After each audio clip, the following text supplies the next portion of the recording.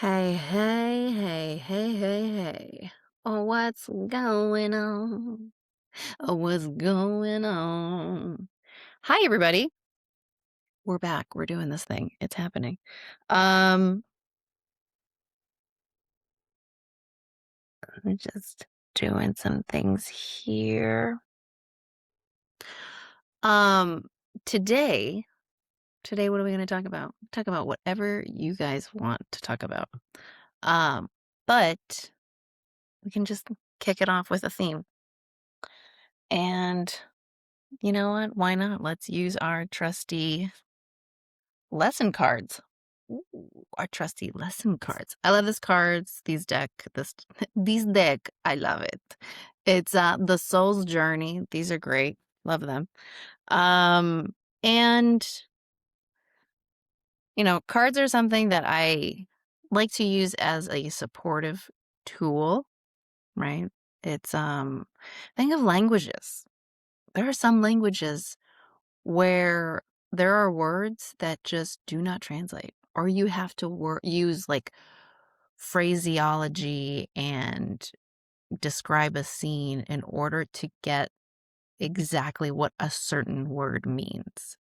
Like, for instance, in Russian has the most words describing sadness or melancholy.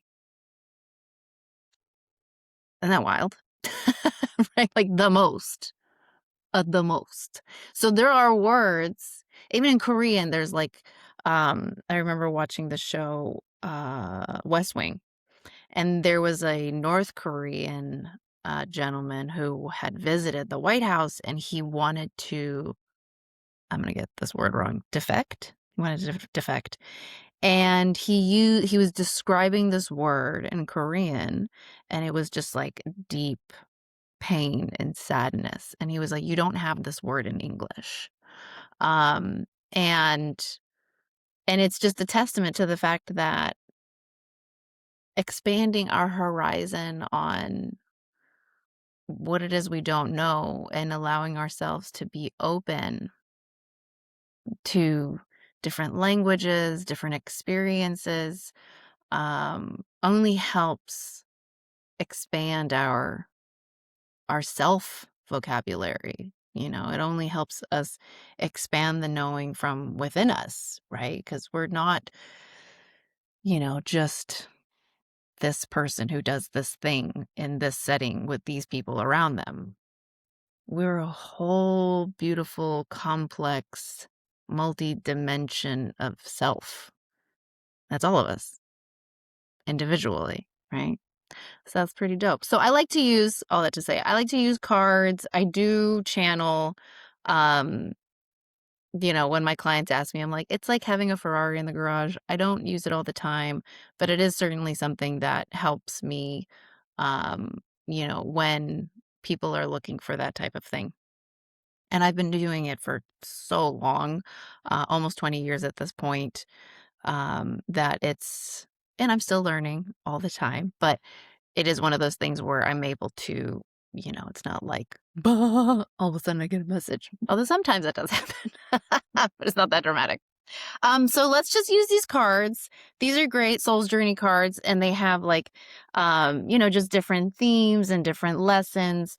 And I like to use them as a way to kind of more focus in on particular themes, that we need to keep in our awareness, that we're growing in, that we are learning more about, that we can remember, right? That we can remember. So let's do that. Green wallet is thank you so much. What is it? Please thank you. Thank you. Awesome. Ooh. Oh, I love this one. Pride.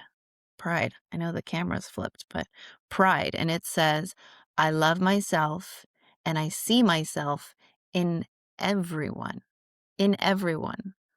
Now that is amazing because instead of taking pride and making it this us versus them, right? Or me above, right? Pride is a sense of self-celebration and being able to also see those qualities and that sense of celebration, worthiness, that worthiness of celebration, not just in yourself, but in others as well, that we're all worthy of being celebrated. I love that. We're all worthy of being celebrated. We're all worthy of being celebrated. This really brings to mind, how we understand ego. And I think there's a lot more open and better understanding when it comes to what does ego actually mean, right? What does ego actually mean? We've heard of ego death. We've heard of egotistical people, right? And there's this, you know, sometimes, most of the time, there's this allergic reaction. There's this, you know, fight against the ego. And anybody who has ego is seen as this narcissistic type, when in reality, there's a need for healthy ego. But if we don't understand healthy ego, we want to reject ego altogether. And healthy ego is when we say, I am important, I'm allowed to be important, and everyone else is also important, right? I always think of, ugh, I always forget the name of this artist, but he would paint with dots. So it was like a little dot for a massive piece. And each dot has a purpose, and he designed it as such. If you believe in the concept of God, if you believe in divine creative work, or also just like perfect chaos theory, right? It's the knowing that everything is in balance all the time because chaos theory allows for like that. Okay, so I'm not a quantum physicist by any means, but it's the idea that in chaos there is balance. In chaos there is perfection. There is order. And when we allow our strengths to have their boundaries and to have their place, we also can recognize and see in others where their strengths require boundaries, right? And those boundaries, we can translate that as just respect, right? When we see somebody has a boundary or we recognize that a boundary must be in place and we allow that and we accept that, that's respectful, right? That's respectful. And we actually just use two words that I associate with what love actually means, which is allowance and acceptance. Allowance and acceptance. When we try to, especially with I have clients who, when they're going through relationship trouble, and it's this talk about love and what love means to them and how they love this person. And there's this, they're combating this sense of trying to understand where they're at and their emotions for these people that they love, right? But there's clearly a battle that's happening. I like to check in and be like, well, what's your definition of love? Right? What's your definition of unconditional love? And is that a place and does that feel right in the context of this conversation? And what we want, what we desire, what we truly are trying to say with I love you, and what we want and what we hope when we hear the words I love you to ourselves, right, is we want to feel acceptance and allowance. I accept who you are. I accept you, right? And I allow for you to be who you are, right? It's not I accept you for you who you are, but I also expect change and growth and all these things, right? I accept you with condition. No, I accept you with allowance, right? And that's why relationships are so hard because we immediately get into this place. And when I say relationships, I mean with others and with ourselves, right? With others and with ourselves. What does that ultimately mean to love yourself, right? What does that mean? And it's truly about allowance and acceptance. You are who you are, who you are, who you are. And that's why it's really, really hard to get in a relationship, fall in love with them or whatever, right? Create this bond and then realize this is really hard. And I feel like I'm sacrificing more than what I should be willing to sacrifice for whatever reason. But ultimately, that compromise in relationship starts to happen, right? And when that happens with ourselves, it's when we are putting out a performance, right? We're doing the 9 to 5. We're hanging out with the friends that we've had since high school. We're hosting the family dinners. We're doing the whole thing, but then we leave nothing for us, right? We're sacrificing. We're sacrificing at the expense and at the cost of our own self-allowance and our own self-acceptance.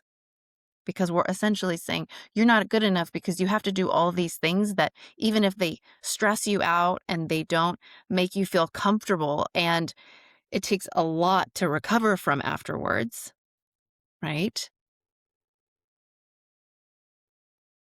You still have to do it because you're not enough. But when we get to the point where we go, I can no longer keep compromising. I can no longer keep compromising who I am for this. I need to come back to who I am. And that can feel very selfish. That can feel incredibly selfish. And I love, I don't know if you have been under a rock, but, social media and, mental wellness and all of this is bringing about the absolute concrete need for self-care, coming back to self-care, understanding what it means to be selfish, right? And there can be a lot of phases to that, depending there can be burnout. You can experience like compromise burnout or sacrifice burnout. So you just give, give, give, give. That's why a lot of people experience burnout in their 30s and 40s or 50s, depending on when you finally throw in the towel. Right? But, right, when that hits, okay, now you're realizing a change has to be made. Usually that first phase is like you go extreme. A lot of people will go extreme because they've been going extreme the other way for so long that finally, when it comes to giving themselves space, they'll go, that's it. Fuck everyone. Right? Especially if there's like a toxic family dynamic or whatever, right? We have a tendency to do like sort of more drastic measures. I am no longer available. I'm cutting off my mom. I'm cutting off my dad. I'm cutting off these people. I'm no longer speaking to them, right?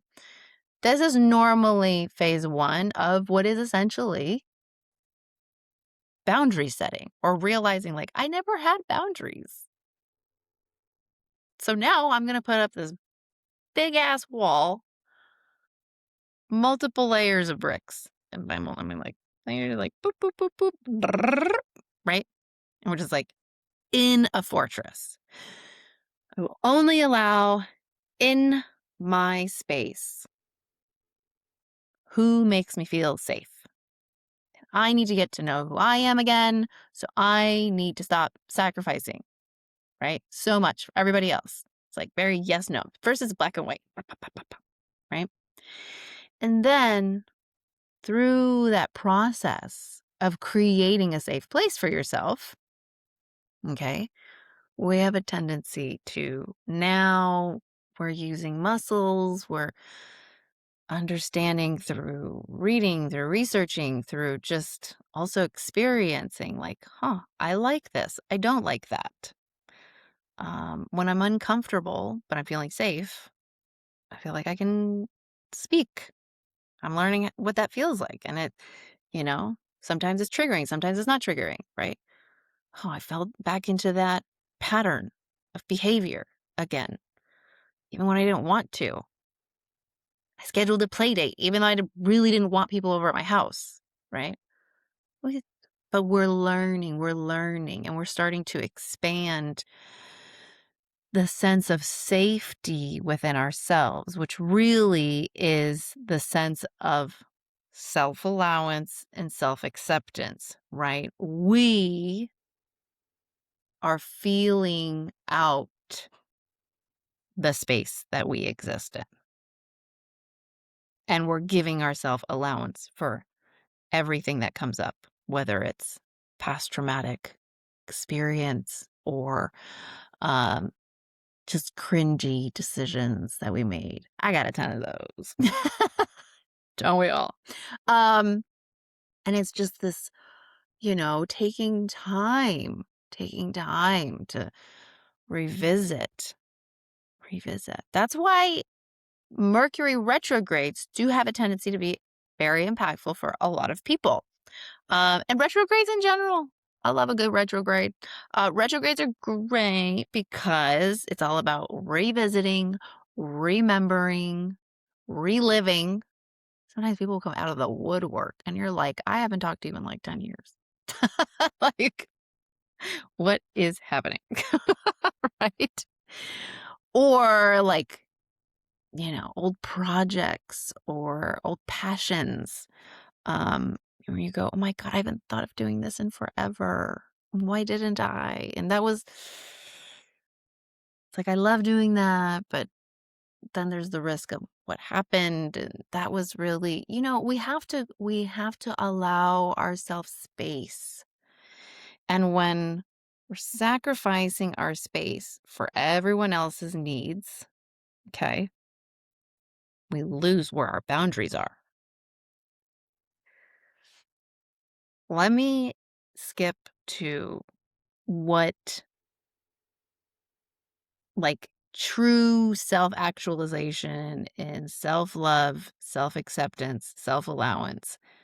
When you are in that place, closest thing that I can sort of equate it to in the sort of common vernacular is confidence. That's truly what confidence is. Real confidence is calm and assertive, regardless of what situation you're in, right? Whether it's chaotic, it's not chaotic, you're with people who trigger you, you're with people who don't trigger you, people who are directly, whatever, right? But true self-actualization in the I am worthy of the space that I take up. I am who I am. And even then, I don't know, I'm learning every day, right? I don't know what I don't know. Just being in that calm sense of confidence without needing to overcompensate, right? It's calm. True confidence is actually calming. It's actually very nice. So when we meet, I mean, like the most stereotypical sense of that is like a big, tall, strong man who comes in and just very don't, but don't. He's very chill. You're like, hello. Okay, vibes, right? Or a woman who just comes in, just has a very calm sense of self. That's confidence, right? Doesn't feel like they're overcompensating. They're friendly. They're also maybe assertive of their space where they want to sit. They're self-aware, right? But if they're uncomfortable, they give space to feeling uncomfortable. Again, they're not putting on a mask. They're not overcompensating. They're not trying to answer questions that they don't know. It's just like, okay, what do I need to do? What's happening? Right? And you can allow people in your vicinity, you can allow people in your vicinity without sacrificing your sense of self, even if they are triggering. Okay. Doesn't mean you won't still feel something, but you'll be much more in your awareness of what your boundaries are and what you're willing to negotiate because you're so much more in your power. You're so much more in your power, which is true confidence, right? Because you're not saying, am I allowed to say something? Am I not allowed to say something? I mean, maybe I don't want to say something, but I do feel uncomfortable. It's just tons of self-doubt, right? Instead, you go, this person's making me uncomfortable. Maybe I know why, maybe I don't know why. And do I feel like saying something? I mean, I could say something. Is it going to do any good? No. They're out of here in 20 minutes. So let's just wait for this 20 minutes to be over. And then we'll get our space back or whatever. This is absolutely something that I have experienced. And, you know, we're all human beings. We're organic. We're growing. We're stretching. There's no, there's no like, I've achieved ascension. Bing! Even as much as people would like to market that, um, we fluctuate because we're a multidimensional being and there's lots of parts of us. There's the historical part in terms of our own self-being, there's our genetic part. So there's a lot of history that comes before you. There are things that you have in your brain that you aren't fully conscious and aware of at all times. Your brain wants to keep you alive. So your brain will introduce and will create space in ways that ultimately keep you alive. So something becomes too much, we have a tendency to disassociate or, right? We want to ultimately be in support with our brain and with our heart. Okay. We want to find our way to emotional power and uh, emotional control. But what does that really mean? That just means allowing space and awareness to your emotions, right? Emotional control does not mean I control my emotions, right? It means I am in my awareness. I am in my awareness that something's going on, right? And that is okay. That is okay. When that happens and we accept the fact that we are complex, emotional, multi-layered thinking beings with a personal history, a familial history, a cultural history, a human history, right? And we allow just all of ourself to exist in one way, shape, or another, right? Because it's a tall order. It's an extremely tall order. Question is, are we allowing that when conflict comes up within us, that we give that space? When we feel at conflict, are we giving that space? Are we allowing ourselves to exist with that space? Are we allowing that part of us to be a part of us? Because we're a ton of parts. not to be too on the nose of IFS, internal family systems, which is, the book, um, really defining all of that is, called No Bad Parts. No Bad Parts. And it's exactly that. There's no bad part of you. There all of you exists for a reason. So when we try to reject a part of us, it can get worse. It can become more ornery. It can become more contentious. I believe, was it yesterday or before yesterday? I was talking about how in your 30s, it's all about reconciliation.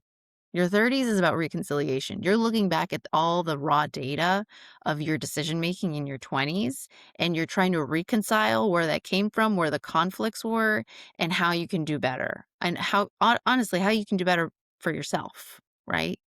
Because whatever contention you're feeling within yourself, how do we get to a place of peace? How do we get to a place of fulfillment? Um, and then your 40s is like, bitch, you didn't do the homework. Right? That's why a lot of people classically have like their midlife crisis starting around their 40s, right? Like post 40s. Sometimes it's earlier, who knows, right? The question is, are you giving attention to that? Are you allowing yourself to take up space? Are you allowing your parts to exist? And are you allowing that conversation to happen within you? Because when that happens and when you do that, you're allowed to have pride in yourself in a way that sees all parts of yourself and all of that as a means and a reason to be celebrated.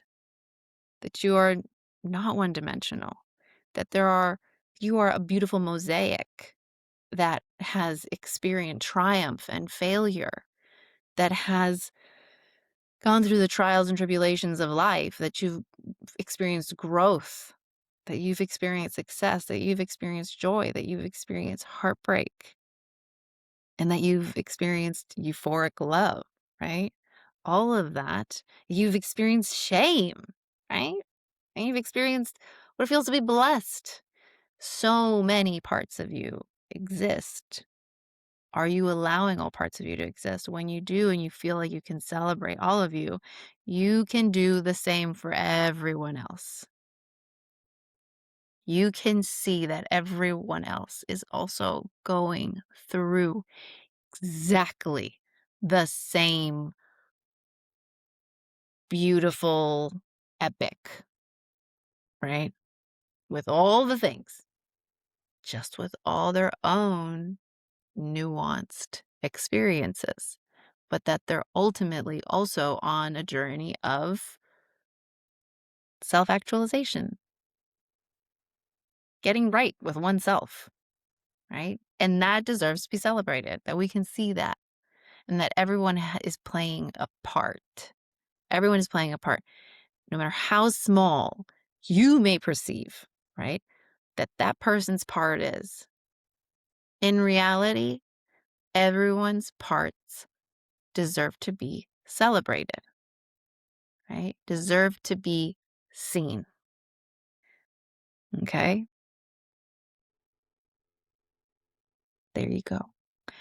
There you go, y'all. There you go. Love that. That's very nice. Also, what was that sound? I don't know. I know my daughter's new bed is being delivered today, so that might be it. Also, it's 11:44. 45. But I love 11:44. 11:44 is it's a good time, y'all. It's a good time. Also, we're about to get into the weekend. I will not be here for tomorrow. Yesterday, I could not be here because my son went into school late. So, you know what I'm saying? Who needs a schedule? But I do ideally want to try to go live at 9. Right now, we just playing with the time zones right now. We're just seeing what we can do. And I'm also just dusting off the dust from having I used to go live all the time, and now I'm getting back into it. I'm getting back into it. Um, and I feel bad because I haven't even been telling my Instagram community. I'm sure they're going to be like, "What the fuck, Pilar? Why haven't you been telling us?"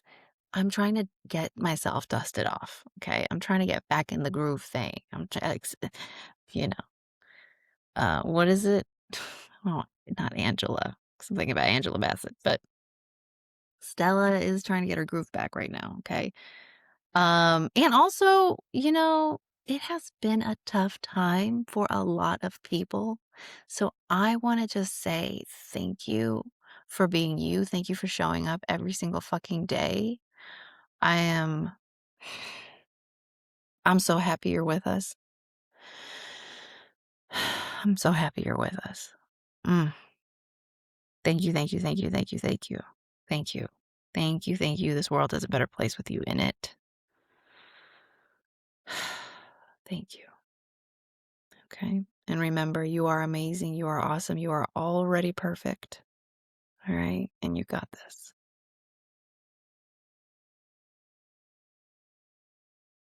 Sending y'all true unconditional love, acceptance, allowance. All right. And I will see you next time. Hopefully that's tomorrow, but if not, I will see y'all on Monday. Okay. Bye.